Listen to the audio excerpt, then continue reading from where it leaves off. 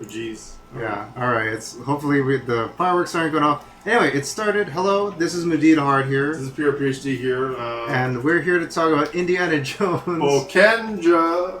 Adventure Time, folks. The original Adventure Time. No. Yeah, PRpHD's got to bring in the Super Sentai aspect. That's the series that's inspired by Indiana Jones. Yeah. This is Indiana Jones and the Dial of Destiny, or as we were calling it, Indiana Jones and the Geriatrics of Destiny. Because there's a lot of old people in this movie.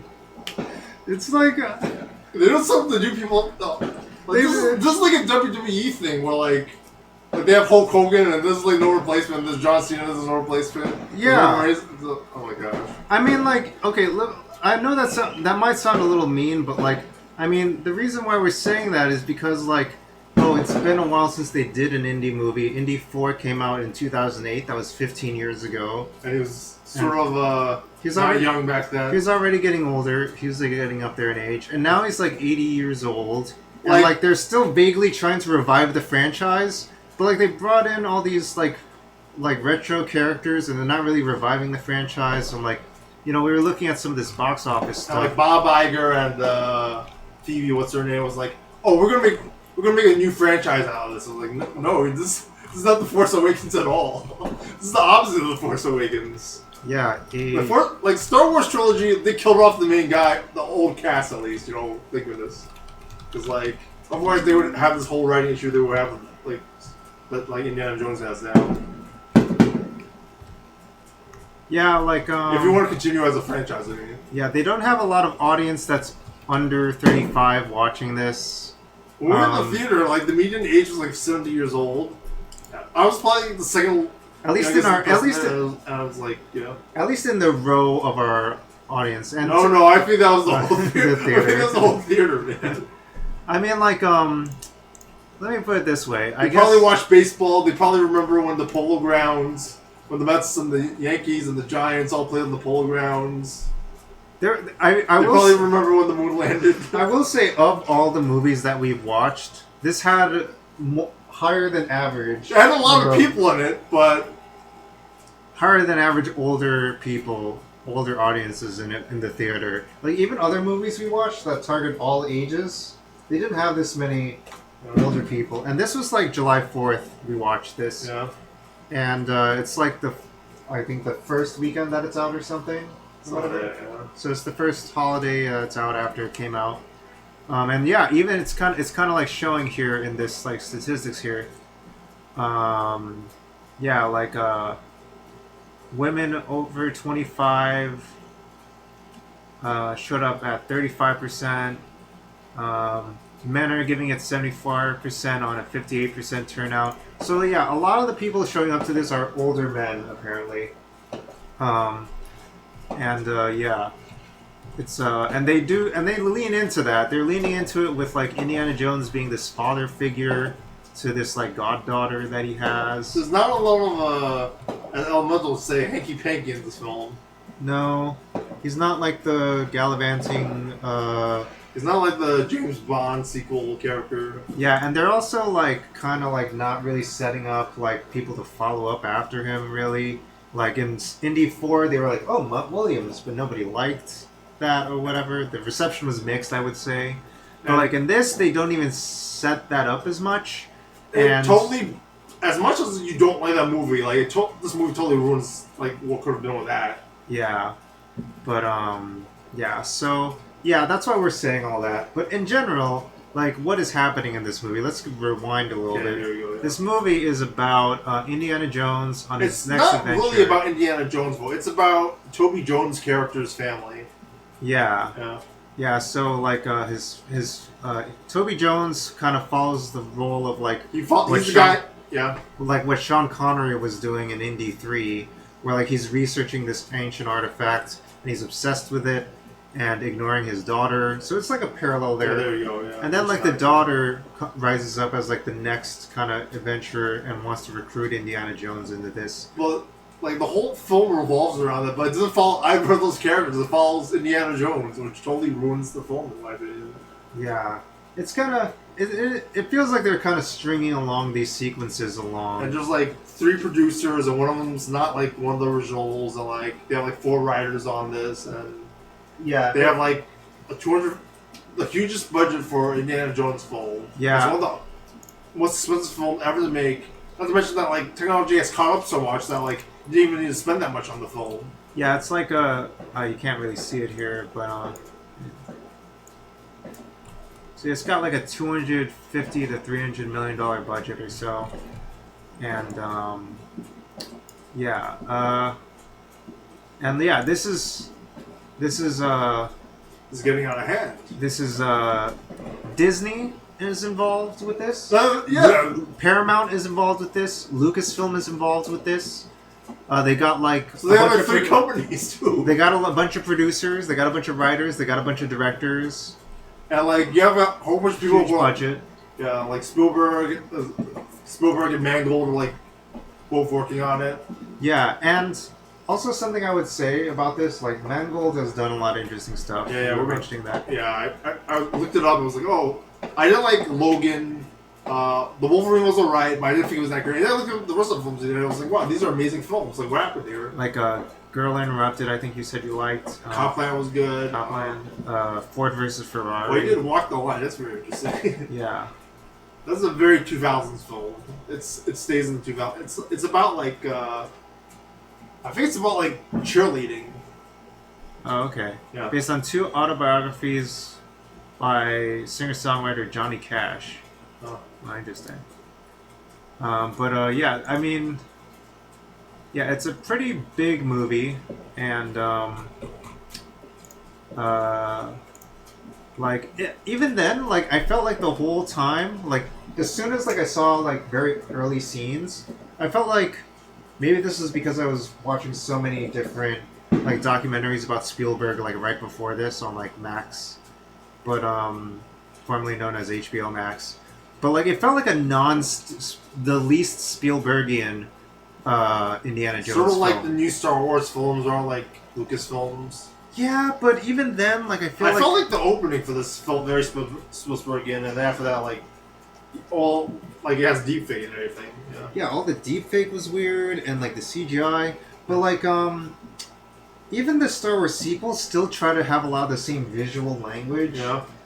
As the same Star Wars movies before it, they try to have some visual continuity with like the wipes and like the kinds of shots they had. Yeah, they had no wipes in this. Yeah. Yeah, they had just They had maybe like lens glares from like, the flashlights for some odd reason. That didn't help. Yeah, they had the one circle wipe at the end or whatever. And it doesn't look they like don't have it. It doesn't look like the Doc Hammer or whatever, like or serials from the 20s. It doesn't look anything like that. Yeah, and like the things that I think of when I think of Spielberg are like, lots of like moving camera shots, lots of Spielberg oneers, lots of like tight editing where you like there's like foreground and background and refocusing, and like changing from like a medium wide to like a wide angle to like a close up, just like jumping back and forth. This movie, it felt like it was just close ups the whole time, and like each face would take up like 1/3 to 2/3 of the screen the whole time. You do know what I mean by that? Like soap opera filming or something? Kind of like that, yeah. And the lighting was off. The lighting didn't feel like it had the warm tone of like yeah, the color correction didn't feel like an Indiana Jones. It looked like an ugly sepia tone. It felt like it was all Indiana Jones. It was all CGI. Everything was in the sunset. Everything, yeah. Like everything had this weird hue to it that didn't feel like it was an Indiana Jones. It was like the smog that we were going through now. Yeah. Yeah, Indiana Jones feels like it. I think of the canvas like the Drew Struzan kind of like warm tones and stuff like that. I feel like we watched Asteroid City the same day, and I felt like that was a more specific film than this was. Yeah, right before this we watched Asteroid City. Not the cinematography, but like the sets they used and whatever. Right. Yeah. It's very like tightly like tight cinematography, tight storyboarding, tight auteurship. Yeah. Tight auteur cinematography and filmmaking with Wes Anderson's Asteroid City we saw before this in the same day, July 4th. But I don't know, just like the cinematography felt very non-Spielberg. Also the dialogue felt like kind of off. like how the story was set up, like the world building.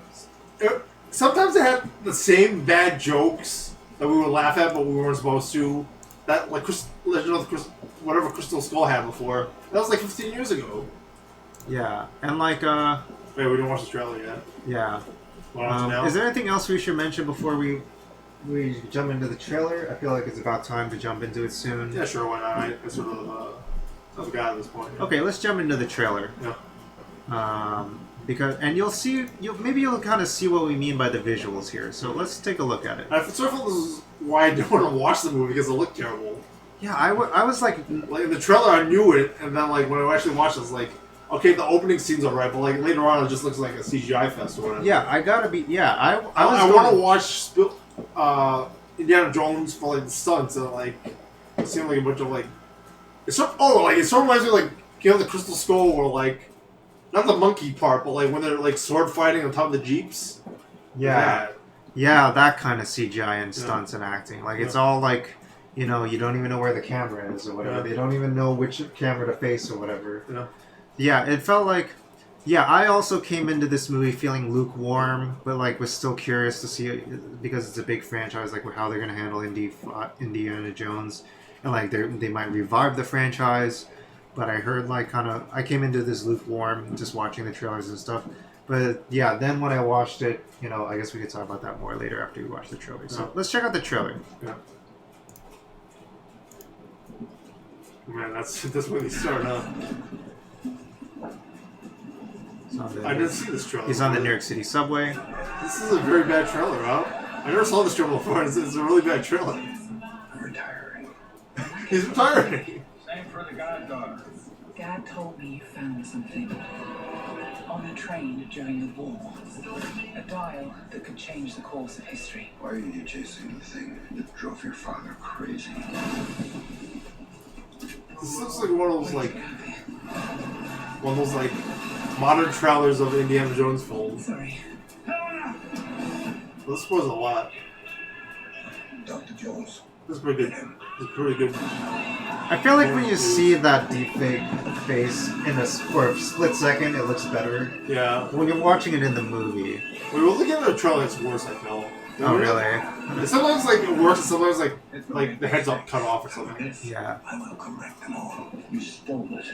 Then you stole it. And then I stole it. It's called capitalism.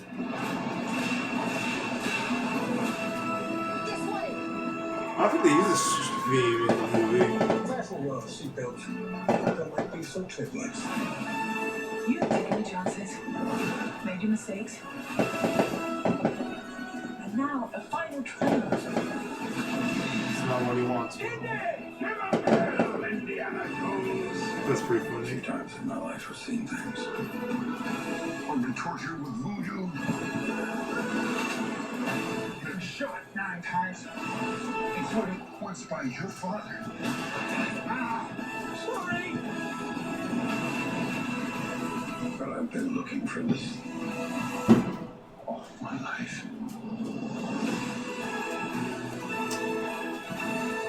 I don't know. Yeah, I feel like they're overplaying their hand with this music on this trailer here. Yeah. I feel like John Williams did too good of a job, and as a result, the rest of the film, I didn't mention it before, but yeah, John Williams is the best job he ever does, and does some stuff like he doesn't normally do, like Star Wars and like Indiana Jones and like Superman by not playing the same beats over and over again. And, he does way too. He's the drummer at the wrong party or something, if you know what I mean. Yeah, he's like overselling, but like it's not fitting in with the rest of the players in the band or whatever. Yeah, it's not coming together. Yeah, there's like the science stuff. You won't notice it while you're watching it, but like when you're watching it, you're like, yeah, this is great, John Williams. Yeah. Yeah, I guess the visuals was honestly one of my biggest criticisms. It just doesn't feel like an indie film. Yeah. Yeah, the music, is John Williams. But it doesn't quite fit. And also, this you can tell.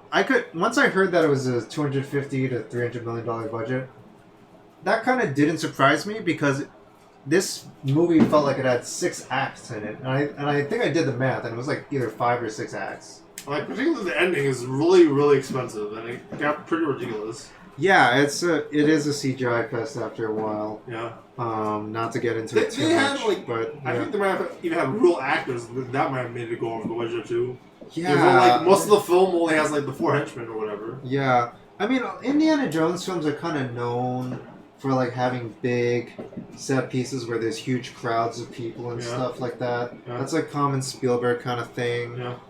But in this, like, I feel like they used CGI or something instead, and that drove up costs or something. I don't know. Yeah. And, also, like, the world building felt like it was, like, it didn't feel like, I feel like they kind of crossed a certain threshold when, like, Indiana Jones felt like he was rewriting history in terms of, like, oh, he's just gonna, like, go down go down in the middle of a major parade in New York City, you know, and like be really conspicuous and become the world's most wanted man in the world. Whereas like in the other Indiana Jones films, it feels like you could kind of feasibly think like, oh, he's like James Bond or something. Like no one knows who he is. No one knows who he is or something. It's not like he's like, because otherwise that would really change his character if everyone knew who he was, right? Yeah. Like that would be a big issue because you can't just fly in a plane or like just be in a random person. Everybody would be plane pointing stuff at is him. really bad because like. Yeah, like should I even say this because like it's sort of a spoiler? But I was like, I mean, some stuff you can't get through TSA with. Yeah, there's no TSA at this point in time. Oh, like, oh really? Oh, that would explain it. Okay. Yeah, TSA happened after 9/11. Oh, really? Yeah. Well, thank goodness, like all those people got jobs though. That's a good thing. They got jobs. Yeah, but the other thing about this is that maybe doesn't work is like even if there's no TSA, right? Yeah. There's still like the fact that he's like on the news. There's like a part where he's like on the news. This is even a guy in the movie, and he's like, "Hey, you're the guy. You're the guy. The guy who's on the TV. You're the guy on the news." And then like he has to sneak to the airport.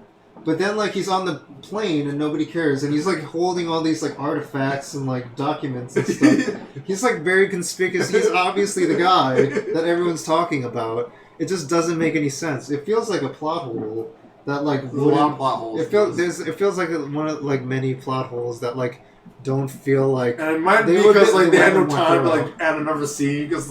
it was only 2 hours and 30 minutes, so like they just shoved it all into like one scene. Yeah, it doesn't feel very detail oriented. It feels like they tried to paint in really broad strokes. They're like, we have the CGI going, we have the CGI teams working on this. We got to do all these set pieces. We got to shove them all in here. Yeah. And like maybe as a result, a lot of the details had to be skimmed over and stuff. And I don't know. And maybe I don't know. I don't want to speculate, but like I don't know. Like it definitely feels like it's different from the other Indiana Jones films, and I don't know. It's also at the same time inspired Disney, but I have no idea. There's so many different moving parts. It's hard to say what exactly happened with this. Also, another thing that felt like a plot hole, which like you can interpret it as you will, but like he's old, you know. He's doing all these crazy stunts. He's like jumping off of things. He's diving. He's diving underwater. He's like riding horseback and stuff. Like he's going full throttle. He's like, and like they don't really bring it up at all. They don't ever say, "Oh, you gotta be careful. You gotta." He's like, they bring it up like one time, but like nobody. People still view him as like as dangerous as he was, as strong as he was when he was like 30 years old or something. It's very weird.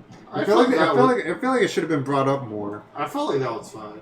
Really? Yeah. I feel like even in Rocky, you know, they try to like lean into it where it's like, oh, you don't have the same stamina as Rocky you was sort of like grounded like prior to Rocky 4, which got really ridiculous. Okay. And even Rocky 3 where he's like fighting a wrestler or whatever. I don't have that much suspension of disbelief in this where I'm like, oh, of course he can do this. He's a B-movie hero or whatever.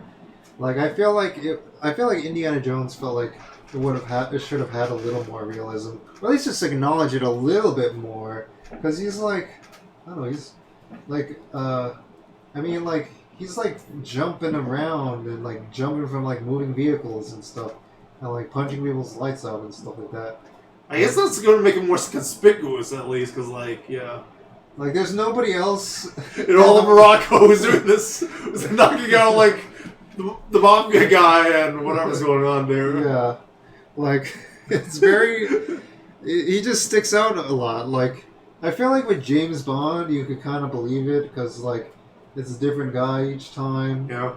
And like he's a young guy, you know, like, but like this is like. He's only Indiana Jones. And also, even Indiana Jones should talk. Even if other people aren't talking about it, should Indiana Jones bring it up a little bit more? You know, like, hey, I can't do the same things. I gotta rely on you guys more. I felt like when they did that, it got really cringy humor-wise. Oh, they were doing the references and stuff. And like, it was already bad enough in like Crystal Skull that like it was really bad. I felt like Yeah. I just felt like the converted it more eloquently. So like, yeah, I'm old. I'm 80 years old. That's the humor. It's not like not really well, very good dialogue regarding it. Like, yeah, the detail orientation. Like, I feel like a lot of stuff slipping through the cracks. They're kind of like letting things slide, like kind of hoping people just like forgive them or whatever. It sort of felt like Seinfeld. And it was like Uncle Leo trying to steal batteries in the bookstore. It's like, I'm old. Jerry, I'm old. Cut me a break, I'm an old man. Jerry, you sold me out. I did feel like the opening, I feel like I was more into it like towards the beginnings of the movie.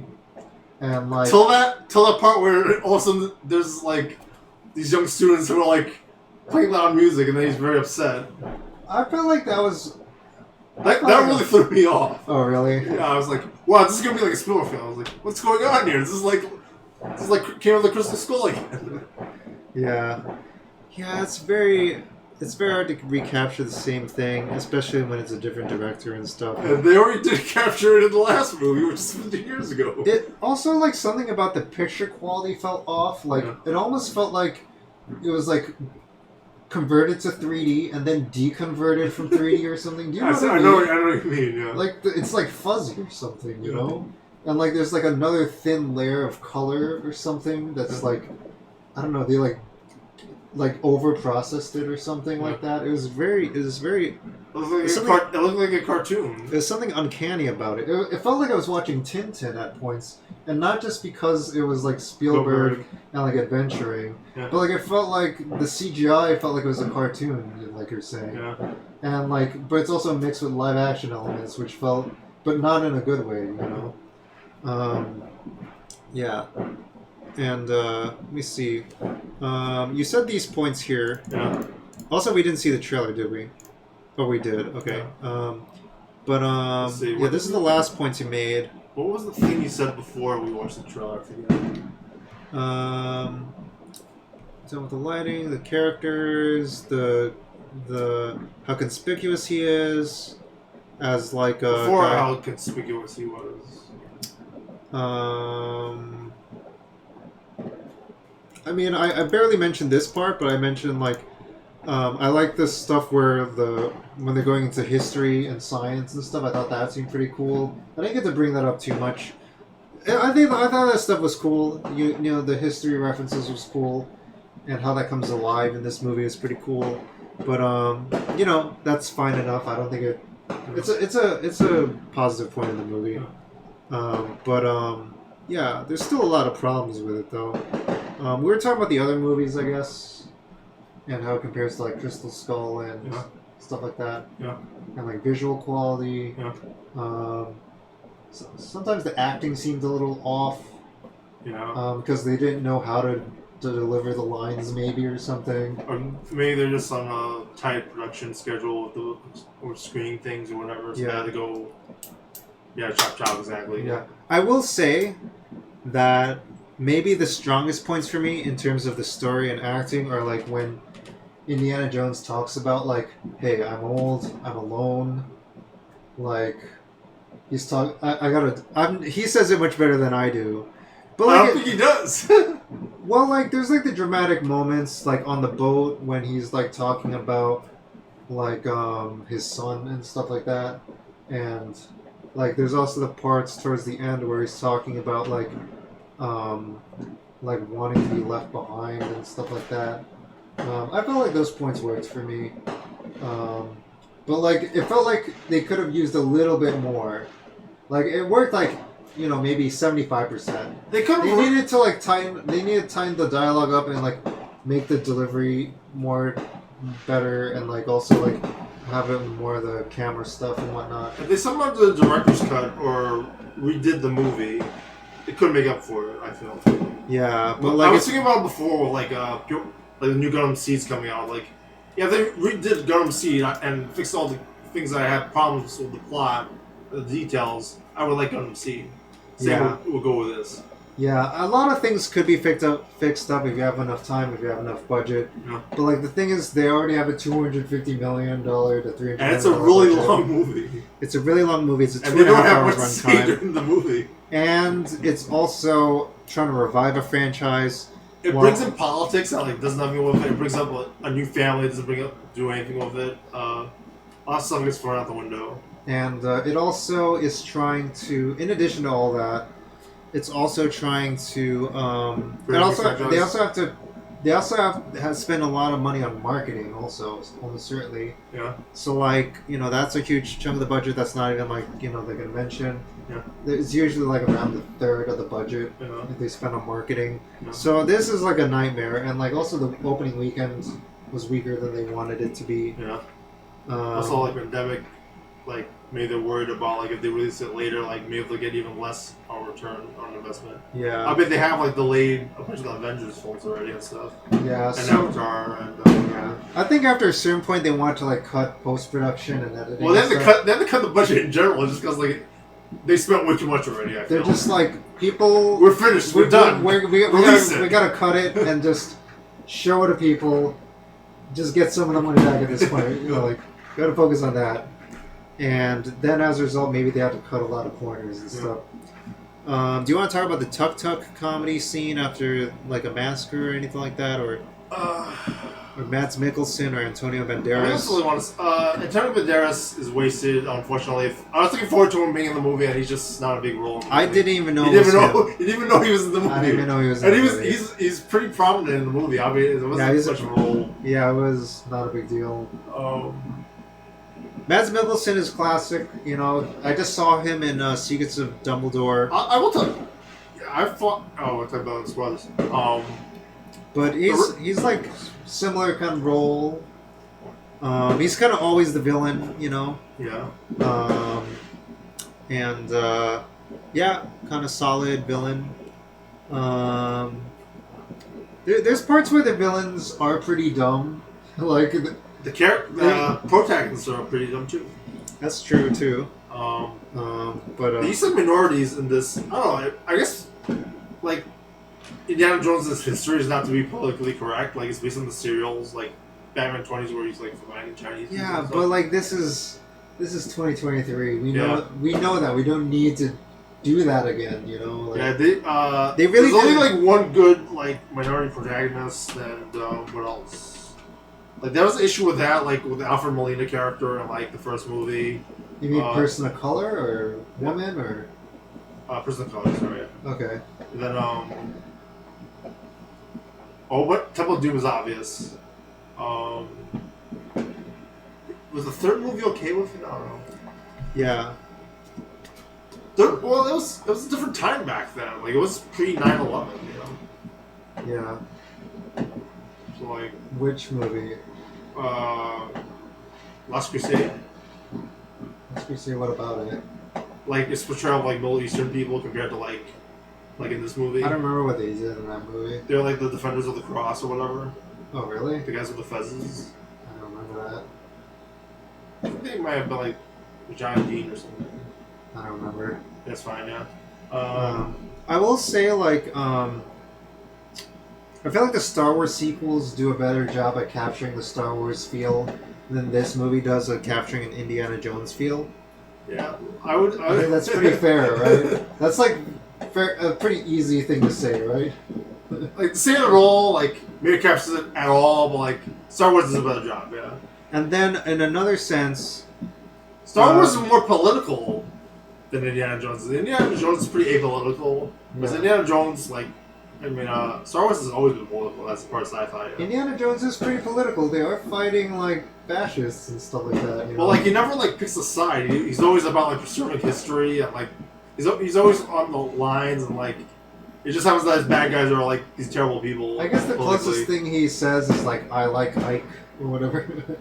And that's only in this movie. Like they don't really mention like the actual presidents like in the rest of the movies. Yeah.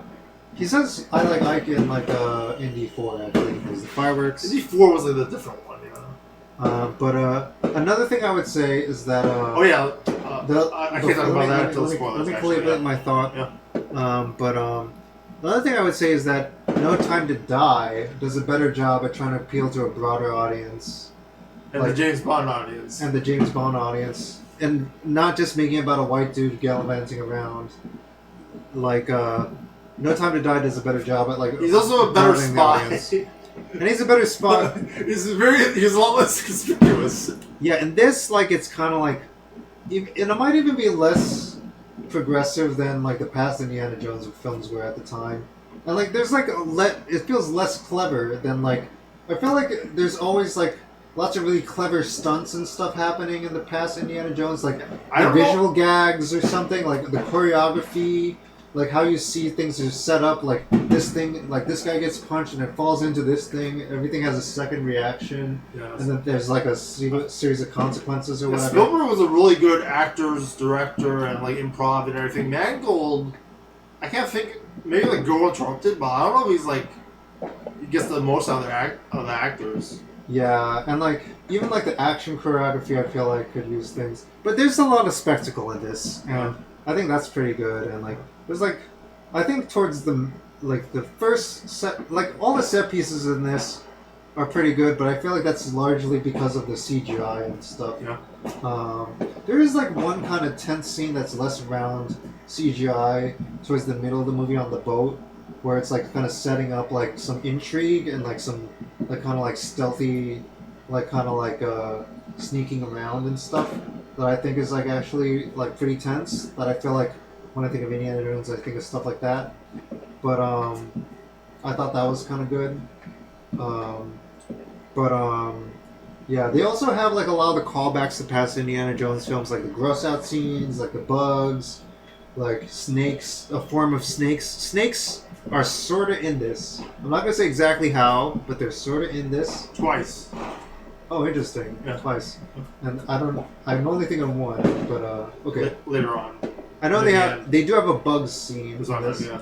The bug scene, I feel like they didn't quite capture terror the way Spielberg is good at capturing terror and stuff like that. They kind of gloss over it a little bit. Yeah. I guess they want to do everything they can to cut the runtime down too. Yeah. So yeah, I don't know.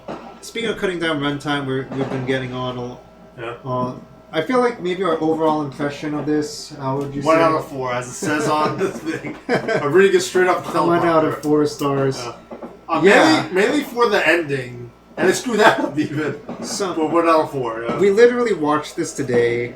This is like the only movie you absolutely hated out of all the movies you watched the Crown Regal plan, right? I thought it was an entertaining movie, but like even then, like it didn't take like some movies. It takes me like a couple days to be like, oh, that was okay. It wasn't that great. Even though like after I come out of the theater, I'm like, that was a great movie. But after a while, I'm like, maybe it's not so great. This movie, even after I came out of the theater, I was like, it didn't take me that long. It took me like an hour to be like on the way back on the train and stuff to be like, yeah, that wasn't that great, was it? So it was still entertaining. It's an entertaining way to spend an afternoon. If you want to beat the heat, get it some AC, get some popcorn, get a soda, get some soda. If we had soda, that would be good. I feel like I really need soda for Asteroid City. This one was alright without the soda. It is a good popcorn flick. It is kind of tough of a sell to have like Gen Z or like young millennials to watch this. Like or 3 generations below me, they have no idea what the heck this thing is. Yeah, and like it was for the action crowd.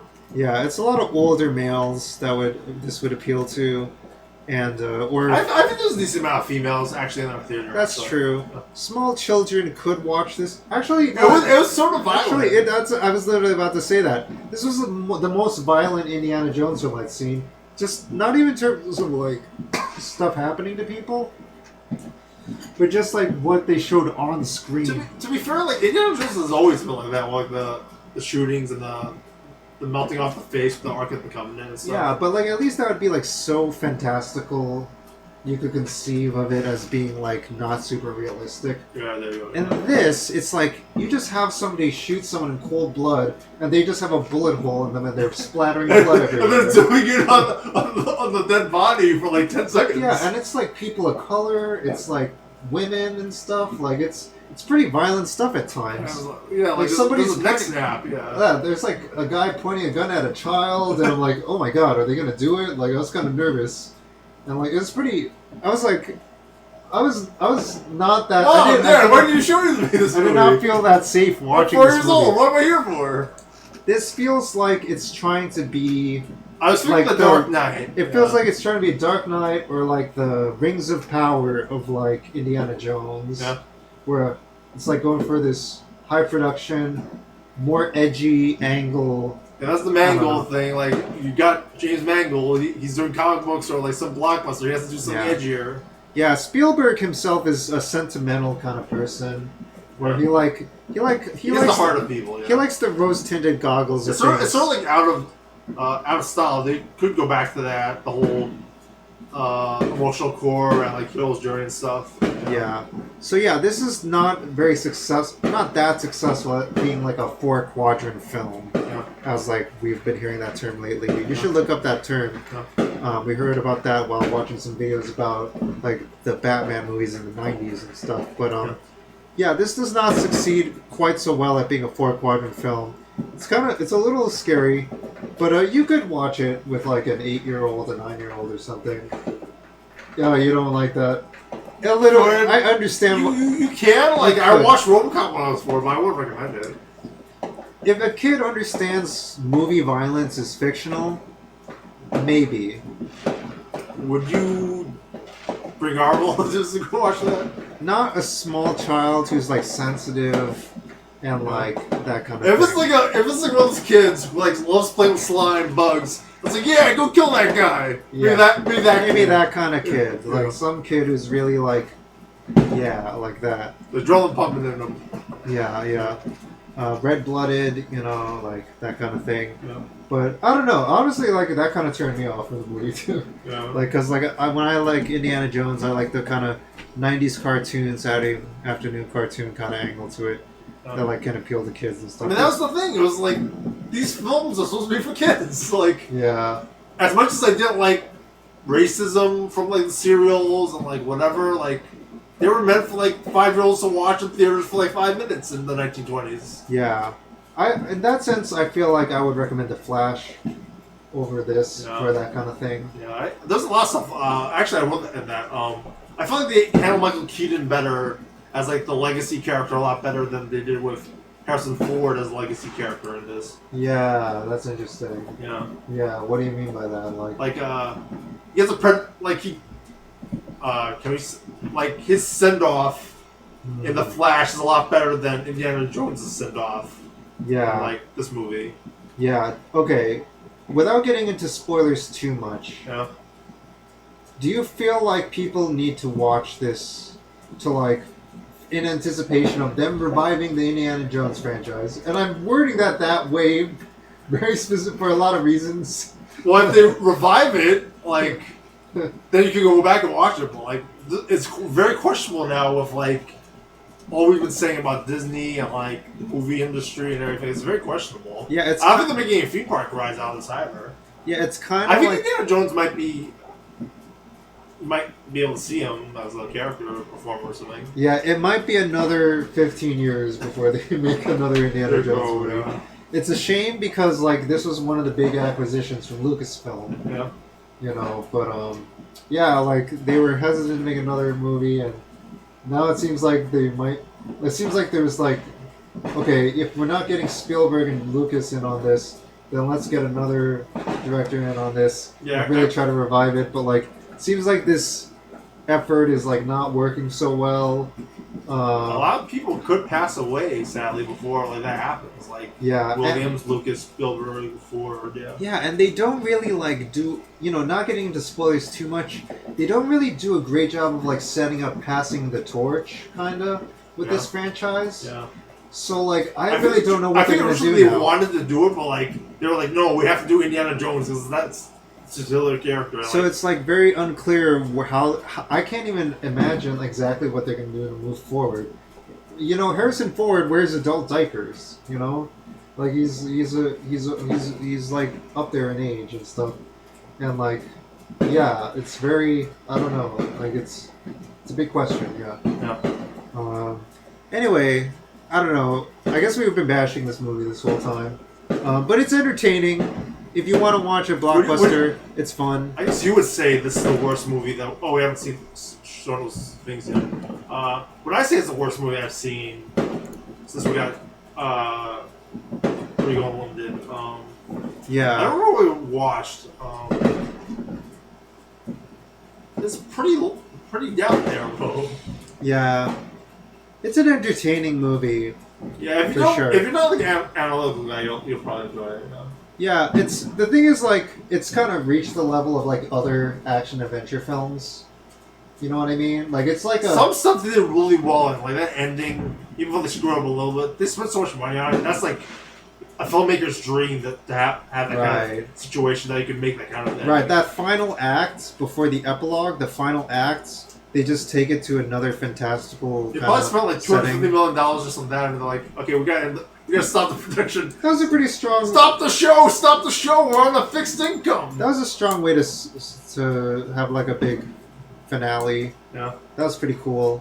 And then they had other good set pieces, like there's like some chase sequences in cars, and there's like some stuff on some trains. They've done stuff on boats. One problem though is like they did the car thing. It was like two similar cars, and they did like twice in the movie. Yeah. Yeah. It kind of reminds me of like James Cameron's Avatar. You know what I mean? Like in terms of like it being like big budget, very entertaining, lots of different settings, visual fest, good production value, or like high production value. I felt like James Cameron did the lighting and everything right. Yeah. Even the writing, even though I had problems with the writing, that was more creative, and like they did the arcs and like some of the characters were more interesting than this movie. Yeah. As much as I bashed that movie, Man, it's like it's worse than James Bond. It's worse than Star Wars. It's worse than Avatar. It's worse than Indiana Jones. It's the series itself. Oh boy, but it was an entertaining way to spend an afternoon. Like we're not, I don't know. That ending, I've never seen. They've never done that kind of ending for any Indiana Jones film before. Yeah. But, like I would say, watch it for that ending because it's pretty interesting. Yeah. Also, I think it's the worst of the things we've seen in theaters. Also, we try not to watch terrible movies in theaters. That's true. Yeah, we don't watch we don't go out of our way to adult comedies or whatever. Yeah, like something that's completely terribly received or something. Yeah. So, yeah. So we have high standards. Yeah, keep that in mind. Yeah. So yeah, So it's still pretty entertaining. Yeah. And yeah, it's kind of rough for its box office right now. Yeah. Yeah, it's an entertaining movie, and the fantasy is pretty fun. I remember that Indiana Jones and international theme parks and Yeah, they mostly have it at Orlando, right? Yeah. The stunt show. Yeah, like they have the Disneyland dinosaur ride. Yeah. Right, and Disneyland, right? Yeah. I think they have it in Japan. Like they have the ride in Japan. Yeah. Yeah. Also, in the parks now they have an Indiana Jones meet and greet. Yeah. Meet and greet for Indiana Jones. Your movie sort of doesn't look like Harrison Ford at all. Yeah. It looks like an intern. It's a costume. It's a costume. He's an everyman. Yeah. All right. Anyway, yeah, that's our review. That's about it. Yeah. And yeah, I would say you can watch it, but we have a lot of criticisms. Just keep those in mind. But it's entertaining. Yeah. It can be pretty entertaining. We'd like to hear what you have to say about it. This is fun to talk about, yeah. It is a fun to talk about movie. That's one of the reasons why we want to watch it. That's why I wanted to review this first before Asteroid City, yeah. Yeah. I thought this was more to talk about this one than Asteroid City. Yeah, so stay tuned next time for a review of Asteroid City, which we watched the same day, but we'll have to get around to reviewing later. And, yeah, I guess that's it from us. Yeah. PRpHD out. This is Muditaheart out. Kenja. And, happy watching. Yeah, I hate snakes. I hate them. I hate them. Alright. Alright. Take it easy, folks. Take it easy.